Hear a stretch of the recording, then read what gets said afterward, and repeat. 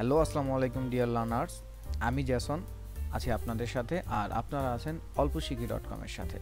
আশা করি সবাই ভালো আছেন। নতুন আরও একটি ভিডিওতে সবাইকে স্বাগত। তো কথা না বাড়িয়ে চলুন সরাসরি টিউটোরিয়ালে চলে যাই। Let's start.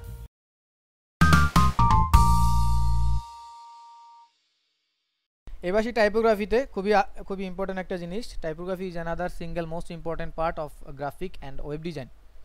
It's important to make sure the type you use is legible and appropriate for your subject. খুবই ইম্পর্টেন্ট একটা কথা।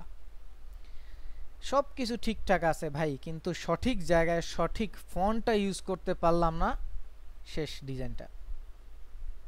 যেমন আমি আমার এক বন্ধুর বিয়ের জন্য কার্ড তৈরি করব। এখন নিশ্চয়ই আমি এই ধরনের এডুকেশন যে লেখাটা আছে সুন্দর করে, এই ধরনের ফন্ট আমি ওখানে দেখি না। হেডলাইনের কথা চিন্তা করি, আমি তখন এই যে গার্ডিয়া বা জর্জিয়া যেটাই বলি, সো এই টাইপের দেখি, মানে একটু স্ক্রিপ্ট টাইপের প্যাঁচানো যেগুলোকে বলা হয়, প্যাঁচানো ফন্ট, সেগুলো দেখি। এই সঠিক জায়গায় মানে সাবজেক্টটাকে সঠিকভাবে হাইলাইট করার জন্য আমরা যে ফন্টটা চুজ করবো সেটা কিন্তু আমাদের জরুরি। যেমন আমাদের এখানে সবারই সার্টিফিকেট আছে, আমরা জানি। তো সার্টিফিকেটে কিন্তু আমরা মাশাআল্লাহ এই ফন্টটা সবসময় দেখি।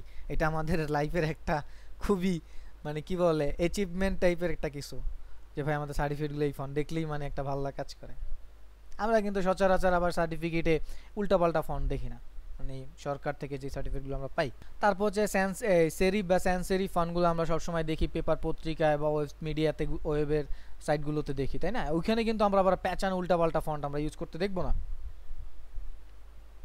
তারপর নিড ফর স্পিড, গেম কোম্পানিগুলোর জন্য আমরা দেখি না, এটা কিন্তু একটা ফন্ট, নিড ফর স্পিডই একটা ফন্ট।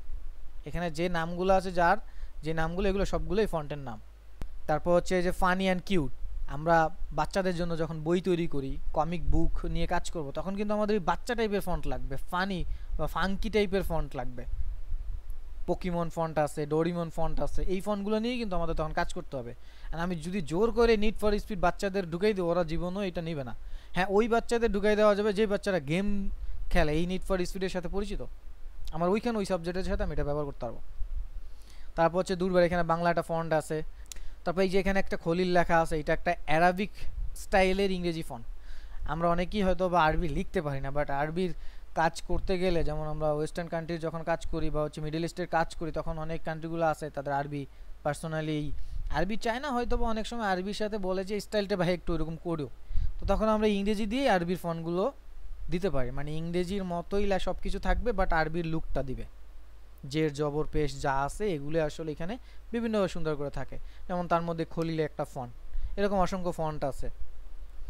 সো টাইপোগ্রাফিটা খুবই ইম্পর্টেন্ট একটা জিনিস। হ্যাঁ, কোথায় কোন সাবজেক্টে কোন জায়গায় আসলে ব্যবহার করতে হবে এটা আমাদের বুঝতে হবে। আর টি শার্ট ডিজাইনের ক্ষেত্রে তো মাশাআল্লাহ বিশাল বড় একটা সেক্টর এই টাইপোগ্রাফি।